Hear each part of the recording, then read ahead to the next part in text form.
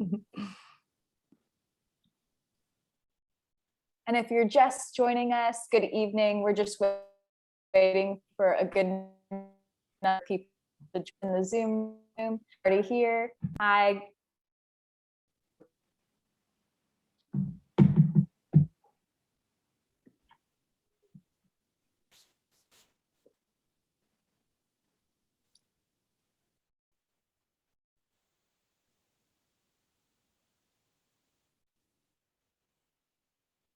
All right, so as people continue to log on, we'll go ahead and dive in. Hi, everyone. I'm Julia with Politics and Prose. We're here live with Cecily Strong and Chanel Miller discussing This Will All Be Over Soon.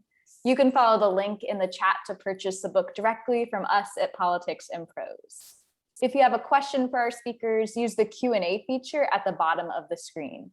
We'll move to questions in the last portion of the discussion, though we apologize in advance if we run short on time. Additionally, we're glad to offer closed captioning for this event via Zoom's auto captioning service.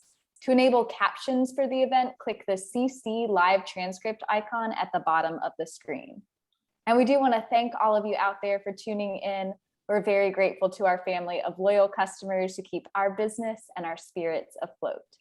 It is my pleasure to introduce this incredible book from Cecily Strong, who had a special bond with her cousin Owen and was devastated when, in early 2020, he passed away at age 30 from the brain cancer glioblastoma. Before she could attempt to process her grief, another tragedy struck, the coronavirus pandemic.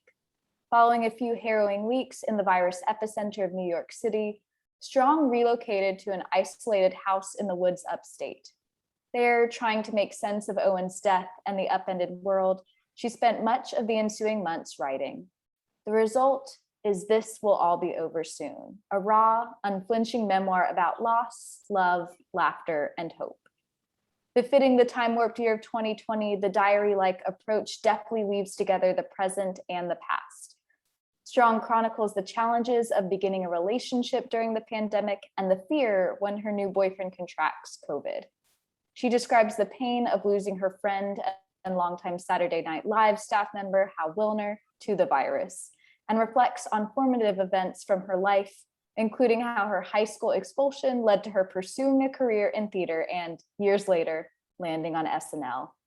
Cecily Strong is an actress and comedian best known as a standout Saturday Night Live cast member. She has entertained viewers with a variety of beloved SNL characters featured on Weekend Update and earned rave reviews for her impressions of Jeanine Pirro, Senator Dianne Feinstein, and Melania Trump.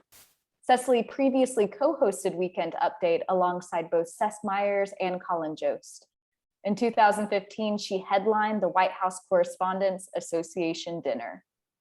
Strong will be in conversation with Chanel Miller, a writer and artist. Her memoir, Know My Name, was a New York Times bestseller, a New York Times Book Review notable book, and a winner of the National Book Critics Circle Award. She was named one of Forbes 30 Under 30 and a Time Next 100 honoree, and was a Glamour Woman of the Year honoree under her pseudonym, Emily Doe. On behalf of Politics and Prose, please join me in welcoming Cecily Strong and Chanel Miller. Thank you both. Hello, hi. That's an intro. I know. Hello. I'm so happy to be here with you this evening, Cecily. I'm so glad you're here. Thank you for doing this. And may we please begin with you turning to page 222 of your brilliant book. I would love to hear you read the first paragraph that takes place on August 21st of last year. Right. August 21st, 2020. It's late August now, and I'm feeling myself start to slowly get sad. I've always been sad this time of year. I remember not quite having the vocabulary as a kid to describe how I could smell the end of summer in the air, and it would make me want to cry. It's like I've been on the run, wild, and that's what summer is, possibilities. And now I'm slowing down, heading into fall, work, responsibility, cold weather, and darker days. And I have to look side to side to start taking inventory of what I've gained and what I've lost somehow along the way. So how are we doing this August? You Considering know, it's been a year. it hasn't hit me yet. I think it'll be closer to the end of August. It's when it's the smell really of fall.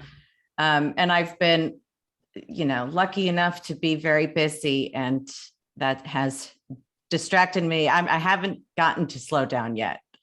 Yeah, and that's when it will hit. Exactly. Yeah. I want to start by talking about your youth. I want to let you know that we were both voted best personality in high school. Wow. Yeah. You could tell. Yeah. That's why we get along. That's correct. So you tell the story about how in high school you describe it as a little bag of crappy pot. It was found in your backpack by security, which led to you being dramatically handcuffed and escorted out of the school and then expelled, and then you drop out. But then you end up going to an art school in Chicago and studying theater. And then when you're 23, you were a server serving in a pasta shop. And then when you were 26, you had your first comedy gig on a cruise ship called the Norwegian Jewel. And then a couple of years after that, you auditioned for SNL, and one of your skits was about a lady bringing like a forbidden pineapple on a cruise ship and then telling her she can't take on exotic fruits. So my point is that when you sat down to write, or when I was reading, it was incredible realizing like what a strange constellation your life has been. And I love how you reflect on how your life has never taken a linear trajectory, but that you embrace that veering off. And I think so many, especially young people now, have really broken trajectories, and things don't look at all like how they're supposed to, and they may feel like they are behind in some way. So can you talk a little bit about how you the ways in which you were worried about your life at that time versus sitting down and really looking back at how it all worked out? Sure. And number one, I'm very impressed. I think you know my life better than I do now.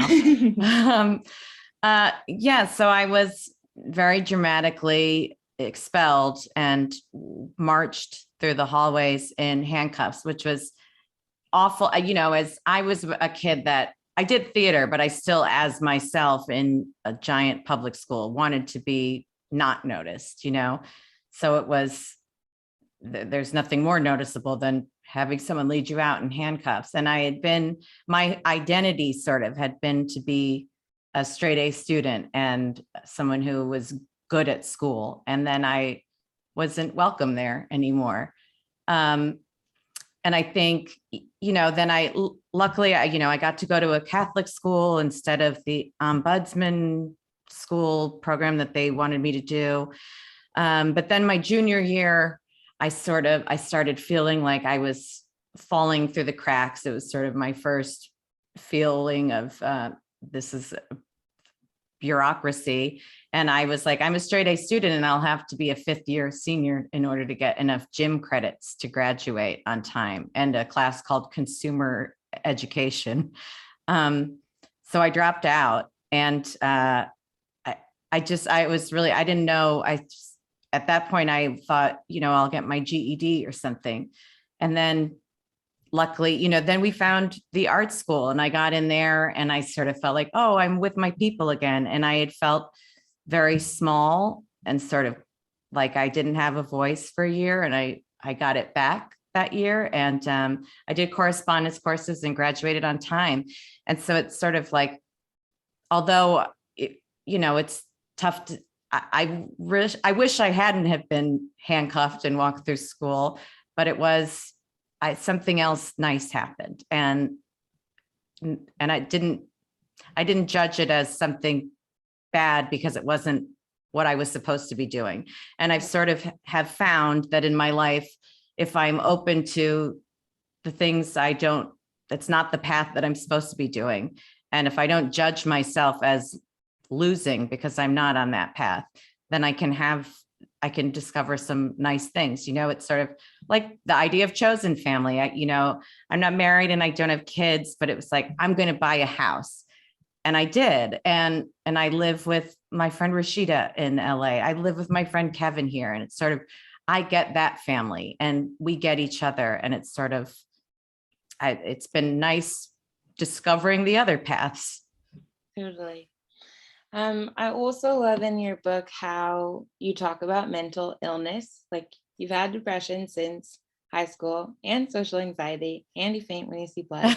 and, and you're like, I take this medication and this medication. But something that I love so much is that when you say I have, it's got to stay humble.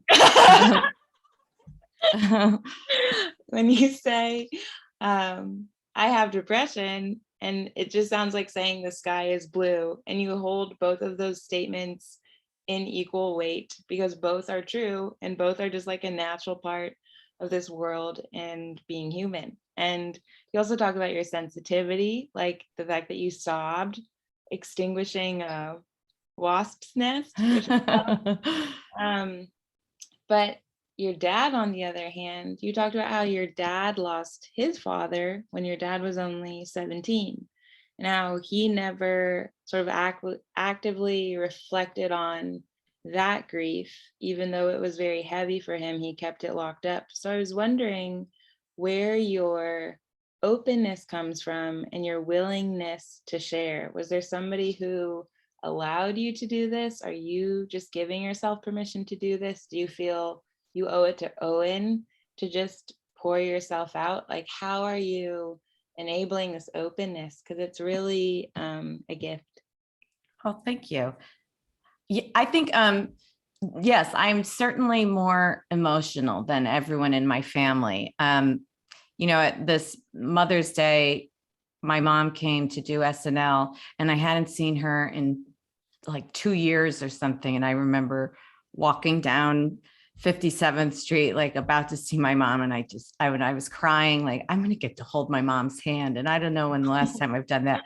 And I see her and I'm crying and she's like, why are you crying? But I think in writing this, she was the first to read my book and I knew she would be. And she started emailing me and I was like, she's writing like I am now. And she started reflecting, and it's nice to have anytime they start to open up. I also, my dad, I got them this Storyworth gift that gives them prompts about their life. And my dad told this beautiful story about traveling for football games with his dad. And it was sort of, sometimes there is something about sitting down by yourself and writing that allows you to open up more. But I think, I've asked myself the question a lot, like, where did I get it from? And I'm like, I guess acting school. That's like group therapy. Yeah. You have to be in touch with things. And then, yeah, I think, the part of me that would want to not share it because I'm worried about someone thinking poorly of me or being too vulnerable. That part of it. I do always just go back to, I'm getting to share my cousin. And that's the most important thing to me right now. Mm-hmm. What were you most nervous about while writing the book? I don't know that I was nervous writing it because I don't know that I even actually accepted the reality that it would be a book that we published. Writing it was a lot like therapy. I think in publishing it, it's still, I'm always afraid of certain details being singled out when it's supposed to all go together. And I didn't want to seem like I'm looking for sympathy or I want to complain. There's all these, like, it's sort of, I don't even like to say what I was worried about because those are those thoughts that are not helpful at all. It doesn't really matter if someone doesn't get it, then it's not for them, and that's okay. And they're not for me. Yeah. So. Yeah, I do think when you're writing in a lot of pain, at least for me, it makes me a lot less self-conscious because the pain is the dominant thing. Right. And writing is like a secondary, it's like the side effect of the pain that's just happening as you're like trying to stay afloat. And it's only when it's like on paper and released and other people's eyes are on it, do you start like second guessing things or doubting certain areas or questioning the language. But I think when you're processing it, it's so urgent and it needs to be put down that you're less worried about all the little, that like petty. Right. And it's always, like the thing I'm most worried about always is like the negative thought that I have in my head. It's like, if you see someone else say it, then you think it's true for a second. So it's always like, you have to remember that's not true. What is true is what you said, like that pain's way worse than feeling shitty because of somebody not liking something I wrote. Totally.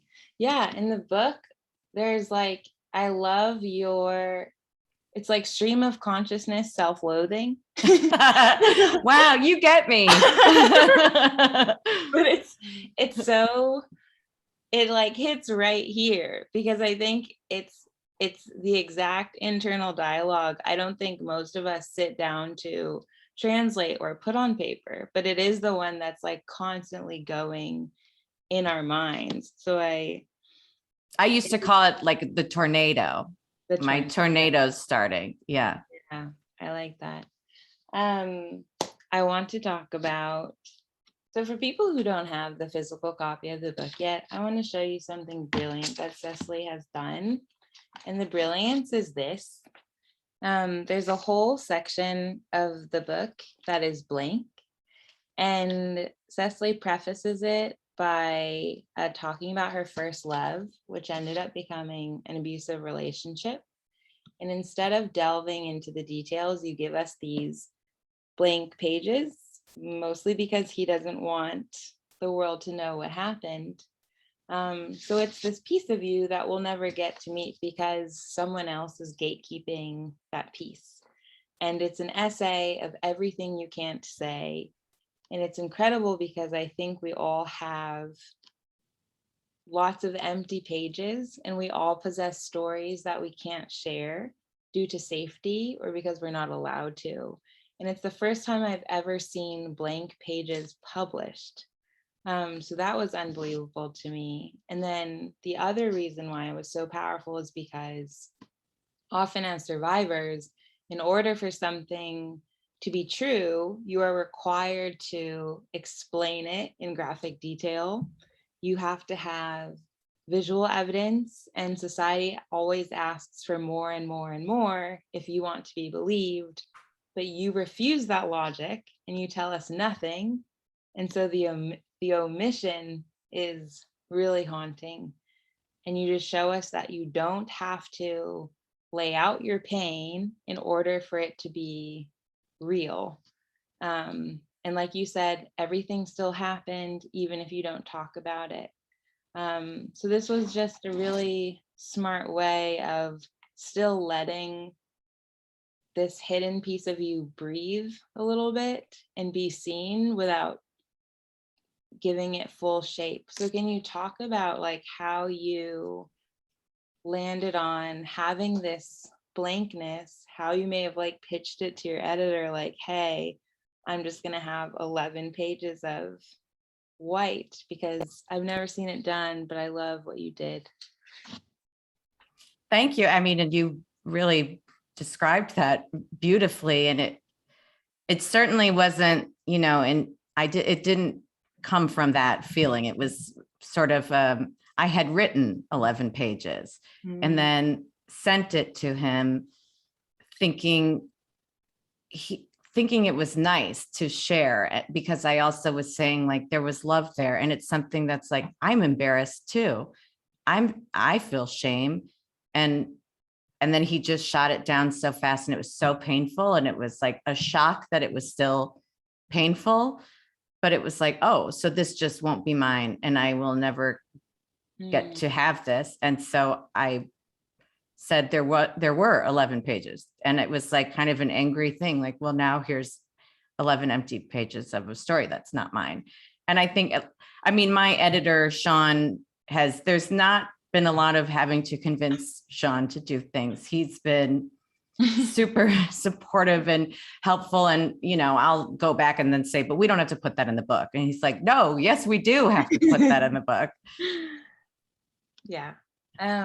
Yeah. I mean, I'm so fascinated by all of it because you present so bold and so visible and wild, but you're telling us that like all of that laughing and humor live like so close, like shoulder to shoulder with this grief, and you're constantly fluctuating between them. And even there was a day when you're quarantined upstate, and for the afternoon you have to become the governor of Michigan. I thought it was so funny because like most of us, we have to like show up for Zoom, but we don't have to like embody a governor. So is there any relief you have when you get to become different people? Do you get to momentarily like step out of your just that like immediate pain? Absolutely. And it's not always, sometimes you can't do it. I couldn't do that first SNL at home. I really wasn't there. It was a very tough week. We found out we lost Hal, and then I was like sort of broken up with, and then we did our first Zoom table read, and I'm seeing my friends and seeing what my job is. And it was like the reality of this weird new world, seeing each other in boxes on a screen. And it's like, to me, I'm like, then we're never in the same time zone, even because we're always ahead. There's always that time lag. And so I just wasn't quite there. But then the other shows, it is it's not only a distraction, and it was very hard work. I'm so bad with everything technical, and all of a sudden, like I have to do every job that's being done on the show. And it was like, I remember at one point, and luckily I had my friends, Kevin and Matt, living with me. And it's like, we had this giant green screen hanging from the stairs, and I walk out like Kevin's ironing a green screen and I'm sticking bows on a dress. But I think it's also, it's like playing, if you remember, that's what we do. It's like being a little kid and you get to play with your friend. That's sort of what my job is. That's true. Yeah, you said you have a wig collection. What was your first wig? I have a wig collection here now too. I was just wearing a wig the other night. My dad was here. My dad was in a gorgeous curly wig. So you share your wig. Yes. And I remember like even in high school, my senior year, I remember my friend Chris Mann coming over, and we would hang out, and I would just sort of, without saying anything, just like hand him a wig, put a wig on. And so then it's so, because it's like, I just like to see how it changes. Then all of a sudden he's talking to me and it starts to be like that. It just always adds a little bit of whimsy. Oh my gosh, that's amazing. So play. Yeah, play. A good coping mechanism. You talk obviously a lot about loss in the book, and you say you are one of many asking how to live with colossal loss.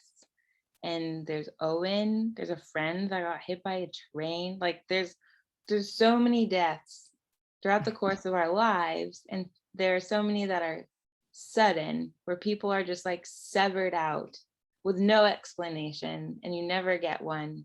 And you ask the question, what's a life become when you take so many people out of it? You ask a lot of these big questions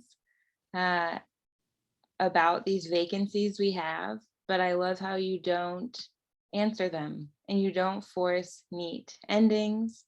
And a lot of it is inconclusive because it's a loss you grapple with every day forever.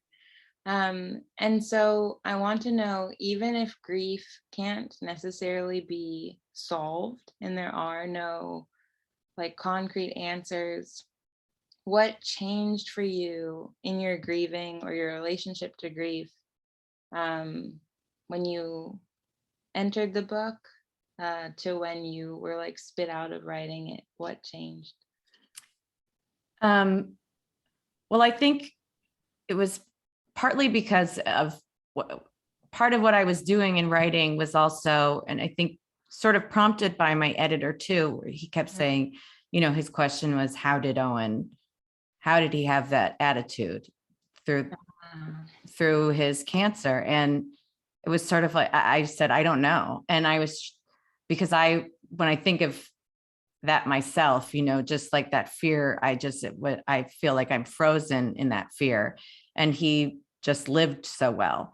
And it was sort of, so I had this amazing kind of navigator to think that hope and positivity is such an active choice every day. And so it's like, I'm writing these questions down because I don't want them to be hidden inside me, and I'm holding on to them. So I'll act them out in some other way. So it's like, I'm getting them out. And then it felt like and if it all was like, and I got to let it go today. I won't answer that question today. Yeah. And I let it go. And it felt like we got into this really nice rhythm where we would, have our family dinners, and then Kevin would read something out loud that I'd written that day. I hadn't read anything out loud until the audiobook, which was like a super strange experience too. And then it was out and we would talk about it. And then we would have like a dance party. It was so strange. It was like catharsis happening that day and that night. I was looking through pictures recently. I don't know if any of you have done this. I recommend it if you want to give yourself a little journey of, what pictures I had taken from March to June or something. It was like, I think I took a video and a picture every day that I went outside with my dog, just because to see that green. Yes. And it was like, I'm in this green and it's so peaceful. And I have to remind myself, and it was so amazing that I took the same bad picture every day. And then I was like, wow, look how much we're singing and dancing. Yeah. And I remember it as such a stressful, sad time, but we had so many of those nights because we got that stuff out. Yeah. Absolutely. As much as you can. Yeah. Yeah. Yeah. It was probably a reaction to the reading. Yeah. We would cry and then dance and then sing into the woods. May I ask what your audiobook experience was like? Because for me, I realized it was best if I turned out all of the lights and read in the darkness, because it's so memory heavy that it helped to just block out the present surroundings. Mm-hmm. And I was like in the story because it was on a glowing iPad. Yeah, right. Yes, mine was as well. It was it felt like I could have written another chapter in the book about recording the audiobook. It was a studio in Rhinebeck, and the guy who ran the studio, I remember the first day I started reading, and he halfway through said, I can't believe you wrote about Adam Schlesinger. And I was like, yeah, no, he's not I don't know him, but it was a thing that stood out to me in the midst of a billion bad things happening at once. I remember thinking that was really sad. And there were just so many weird connections and coincidences. And at the end, everybody there, we were all crying, and it felt kind of intimate in this. And he was showing me his vegetable garden, which is similar to my vegetable garden. And it was just, I just felt so connected to all of them. And it was like, I realized how much I'm talking to my cousin. And it's like, to say it out loud, to talk to him out loud was really tough, but also really special. Yeah, absolutely. The advice the director gave me, I was reading it just like I read a story or books, and he stopped me and he's like, say it like you're actually speaking to them. And then it was super emotional. Yeah. Yeah. I only stopped to cry twice. Like if I had to take my moments. And I thought, knowing me, I thought it would be more, but I was, it's sort of emotional all the way through, but I only had to and it was good. It's good to let that out too. Are you surprised by when grief hits you, or is it hitting you in different places than it was a year ago? The things that make you cry change? I think I've always been a crier, but I probably cry a little more often. And I think now, because of COVID, I think there's still a lot of weird traumas that are lurking that we haven't, that I'm like, I kept getting so sad when the sun was going down. And I was like, oh, I'm having like FOMO because it's not daytime or something. Then I was like, what? Number one, I don't say FOMO ever. And I was like, why is it making me sad that the sun's gone down? Yeah. So I think there's a lot of weird things lurking for a lot. And I think I can't be the only one. And I think people are sort of acting out. I mean, there's like, you see someone duct taped to a airplane seat and you're like, yeah, there's some trauma out there that hasn't been talked about. I completely agree. And I do think it's going to surface in more subtle ways, because it's odd now that it looks like the gears are spinning and people return to patterns, but internally we're like, there's no way we're intact. Right. And I think people are being like, well, why did I just cry in the middle of the crosswalk? And they're not. My hope is that people like take a second to check in with themselves. Like, why did you cry in the middle of the crosswalk? Ask those questions. Are you writing as frequently now? No, I actually haven't been, but this was much more of an exercise last summer over the year to sit down and write that much. And I think it's good to have that in it. And I do that when I need to, but I also have been lucky enough. This book has opened me up to a lot of really great discussions with people like you and, other great thinkers and speakers and feelers. And so I've gotten to get that out that way. Yeah. And I also would like to ask Lucy's story. You didn't include Lucy's memoir in the book and how she was rescued. Is there a story there? Well, the story is, I got her in LA and I live in New York, and I wasn't planning on getting a dog, but I love dogs. And I had connected with Best Friends Animal Society because I think at the time I had Twitter, I think I said something about this show because of course I'm watching a dog show on National Geographic called Dogtown. And then they contacted me and Amy Wolf reached out. And then she was like, you want to come look at puppies? And I said, well, of course. And then I kind of went like, well, what if I got a dog? Could I get a dog? And then I went on their website and looked at the dogs that were available for adoption. And there was one I thought was really cute. And I asked them, like, is it weird to have a type? That I'm like, I want a dog that looks like this. And they said, no, that's normal. So what was your type? That's solved. She's a little black dog, sort of straight hair. I feel like she's got like dark wavy hair, long legs. I do. Yeah. I wanted my biological doctor. And then I was looking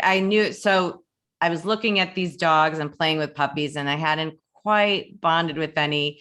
And then we were going to leave, and they came in and they said, hold on, Frida just came in. I think you'll like her. And she walked in and she was Lucy and like sat on my lap. And then my friend Sam said, no, I think, does she have something on her feet? And the rescue lady was like, oh yeah, that's poop. Yep, she has poop on her feet. Yeah. So she was Lucy Poop Feet Strong for a while, but that's how I knew she was my dog. And I had to fly her home. I mean, it was totally impractical, but I knew she was mine. It never makes sense, but you can't question it. Right. I would have foster dogs and be taking them to their adoption events, and they would poop in the car and sitting in it. And I would just like open all the windows and hope that the poop would dry and like before they met their potential owner. Or just be like squatting next to my car, wiping them vigorously. And then the people would be like holding them. And then I'd be like, is there poop on their elbow? Do they? Yeah. Actually, when I drove Lucy home that first day, I know, my dog growing up loved car rides. Lucy's terrified in the car, and I didn't know her yet. And it's like, I'm looking on the seat next to me, and she's got her hands on there, and she's like, and she pooped and peed and threw up. Like, oh my God, Good, what have I done to All this the dog? holes, all Yeah, the yeah. liquids through all the holes. Well, I also wanted to ask about, I mean, your life is uniquely, vigorously present and fast. Like the pacing of your life, you're literally on live TV every week for 8 years. And that's such a harsh contrast to when the pandemic hit. So I imagine it was an extreme amount of gaping emptiness for you. And so in all of that time to sit and reflect, was it the first time you, like a lot of these memories of other deaths or friendships, or, you talk about all kinds of loss, not just death, but people who have left, all these, was it coming up for you because of the quiet and the silence and the sitting? Yes. And I think that's probably true. Because as you were saying that, it's like, well, I'm also very good at doing nothing, like better than anyone I know. And that I sit down and it's like, I do puzzles, but I realize in my doing nothing, I'm always like just going, like trying to turn my brain off with puzzles or something. And so I think it was like, I was surprising myself, after playing Governor Whitmer, and then I remember, they were like, you got the beer wrong or something. And then I remember thinking like, well, and it was so special to me to get to give this shout out to Michigan. I was like, I love Michigan. Of course I love Michigan. And then I realized, well, oh, I have this warm feeling because I lost my friend there. And like when I was 19, and it's not like I'd forgotten. It just wasn't, it's something that you pack away because it's, you think you deal with it at the time and then you pack it away because it's painful. And so that was kind of the first one, I think, that I opened up and realized how it had these loving connections to my present day. And so maybe that was kind of a gift to go uncover these things and live in them for a minute and remember again, because in all of this, I think it was, I kept feeling this love and devastation at the same time. There was so much love though. And so it's like remembering in Erica's story, the love that the town showed us, the radio station shouting out the people on the lawn. And when I went to outside the Jimmy John's where her crash was, and I'm picking up her headlights, there's a little like pink memorial. And I just, this car pulled over and these people got out and this woman said, was that your friend? Mm-hmm. And I just said like, yeah. And then she said, I'm so sorry. And she hugged me. And it was like, that's why there was so much love involved too in that really hard time. Yeah.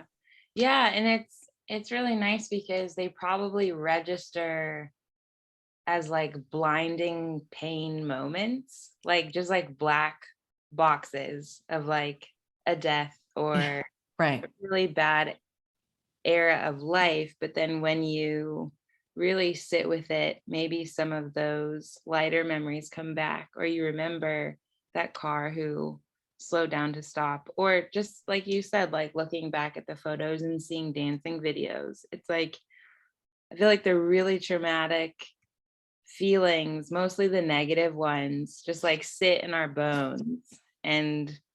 But if you actually have the courage to like confront them, they're never completely bad. Like they're always tinged with something good. And I think even when you're reflecting, you're actively grieving over Owen.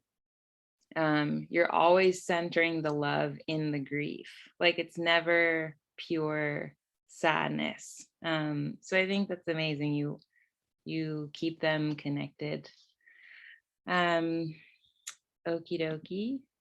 I am going to be switching over to some audience questions. Oh. Their hands are wiggling up in the sky and they're ready to ask. So I will begin I just want to make sure I don't want to ask. Well, I can always ask whatever I want. Okay. You're allowed. Yeah. There's some questions about the title of the book. Can you talk about its significance, and were you contemplating other titles? I actually have to. So the title of the book is all my editor. It was one of the, I think initially when I was writing things, I would title them and not with a date. I had little titles and we wound up changing that. But one of those pieces was This Will All Be Over Soon. And our first sort of talk about what we think the title should be, Sean said, I like This Will All Be Over Soon. And it was like, oh, of course. And then we were all shocked to know like there wasn't a book with that title already. Yeah. It just felt like it was perfect. Yeah. It's a very good phrase. And the designer friends always point out that it's like, because of the colors, it says "This all over will be soon," which is a thing the design people are very into. Yeah. That's so funny. It's all over. I see it now. Yeah. Yes. Okay. So is there anything that you realized about yourself through writing? They asked this question for me too, but you go first. Okay. Ooh, I feel like, are you sure you don't want to go first? I bet you'll say something beautiful. Okay. Okay. I don't know. I don't know. I think it was like the realizations were all on the page. I think it's like you'll read anything I realized in that moment. And I think where I ended up, I feel like I healed myself a lot. And I feel like I opened myself to a happy ending and even like saying that. And I think I have Owen's voice in my head a bit more now, in that trying to be less negative or just trying to like keep myself from qualifying a positive statement and saying, well, I feel happy, but I'm not all the way happy. Or it's like, yeah, it's a happy ending, but it's sort of, so I'm trying to get better at that. And that was all from this whole process. And I think I'm still learning things and getting connections and like being open to more magic and finding other magic stories.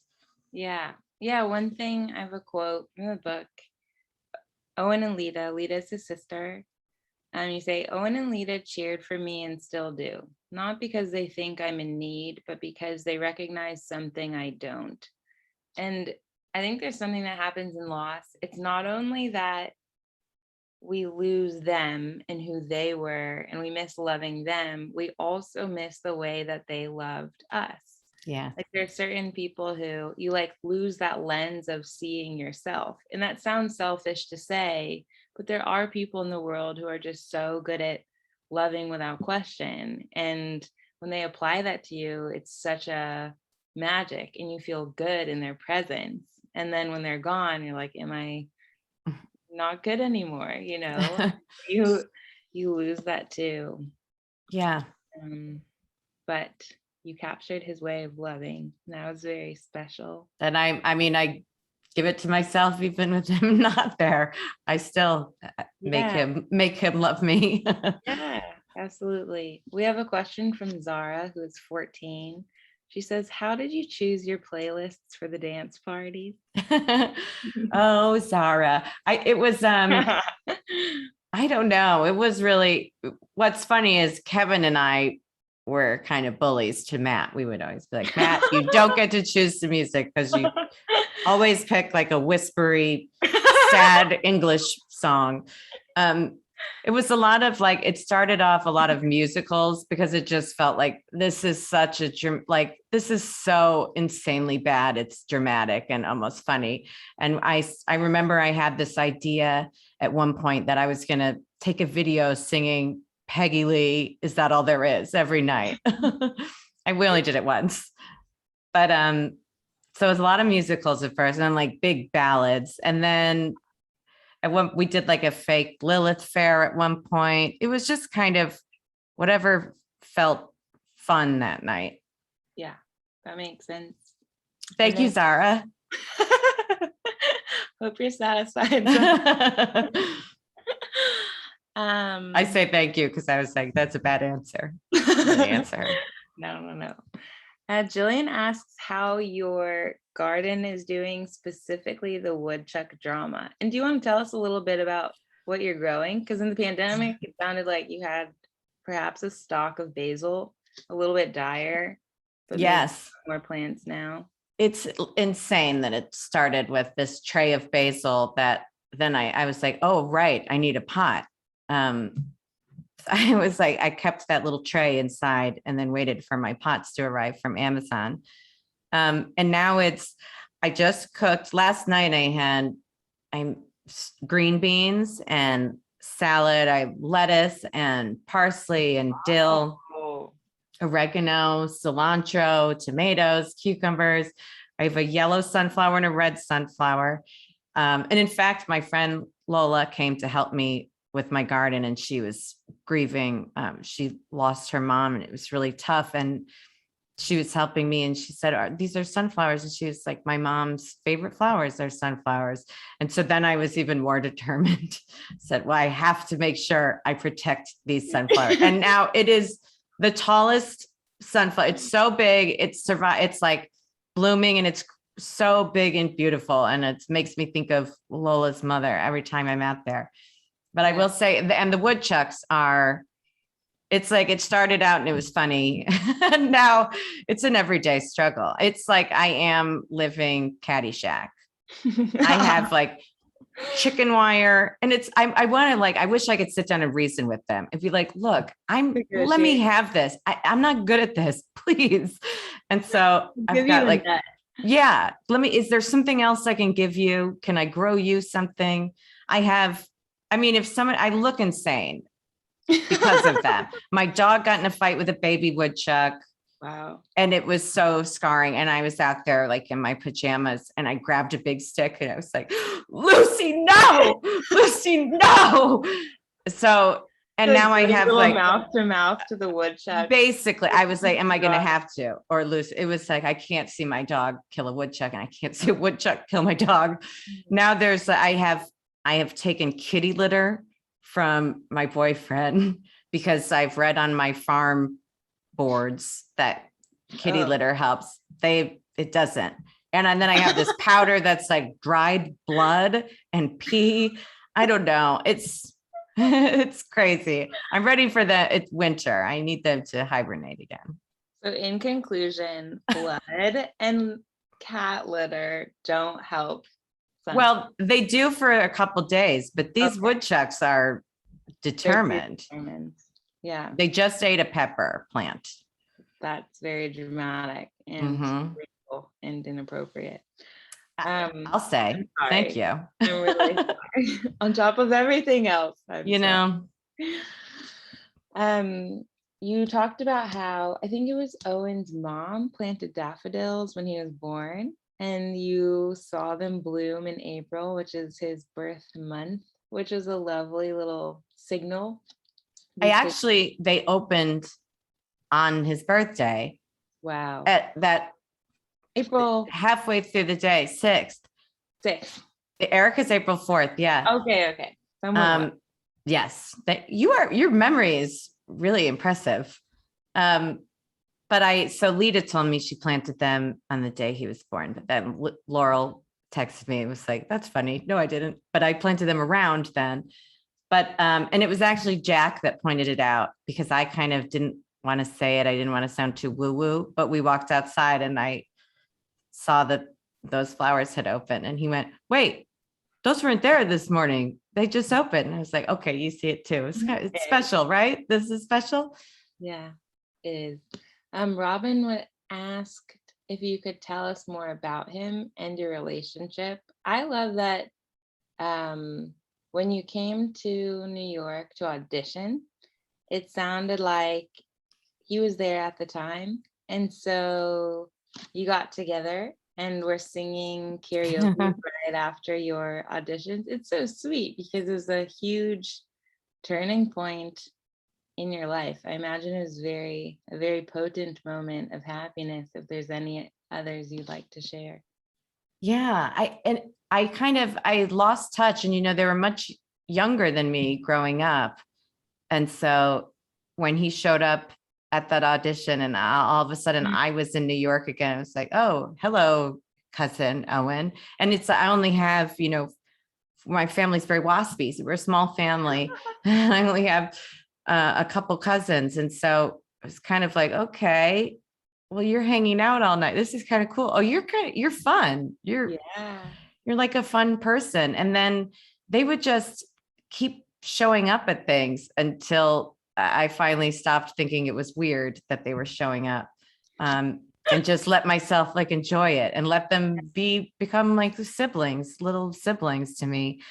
And then it's what I say I'm so happy about is that after he was diagnosed, it sort of cleared the way for us to start saying, I love you. And so I got like a year and 10 months of getting to tell my cousins I love them and have them say it to me. And that felt very lucky. And then even another story. So one of the times I auditioned and came back to New York, I was staying at the Empire Hotel, I think it is.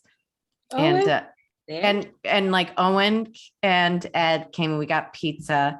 And I remembered that because then when I came back to New York, because he had just passed away, my friend Cayenne texted me and it's like, are you able to get out of your apartment? And I was like, what are you talking about?